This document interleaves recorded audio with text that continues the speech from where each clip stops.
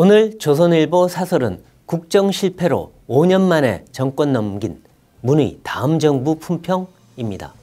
문재인 전 대통령이 윤석열 정부를 향해 70평생 이렇게 못하는 정부는 처음 본 것 같다고 했습니다. 문 전 대통령은 부산, 울산, 경남 지역에서 잇따라 민주당 후보 지원 유세를 하면서 윤 정부는 정말 무지하고 무능하고 무도하다며 이번에 우리 민주당, 조국혁신당, 새로운 미래 등 야당이 함께 좋은 성적을 거둬 이 정부가 정신 차리도록 해줘야 한다고 말했습니다. 전직 대통령이 특정 정당 후보들에 대한 본격 선거운동에 나선 건 흔치 않은 일입니다. 현실 정치에서 한 발 물러나 선거에서 중립을 지키는 게 그동안의 관례였습니다. 그런데 지원 유세도 모자라 현 정부를 원색적으로 비난하기까지 했습니다. 전직 대통령으로 선을 넘는 일이거니와 각종 실정으로 국민 심판을 받은 당사자가 할 말은 더욱 아닙니다. 문정부 5년은 이딴 정책 실패와 국고탕진, 내로남불과 파렴치, 입법 폭주로 점철됐습니다. 각종 퍼주기 정책으로 국가 부채는 400조 원이나 늘었고 마차가 말을 끈다는 소득 주도 성장으로 자영업자와 소상공인은 벼랑에 몰렸습니다. 그 결과는 5년 만의 첫 정권 교체였습니다. 1987년 5년 직선제가 도입된 이래 처음 있는 일입니다.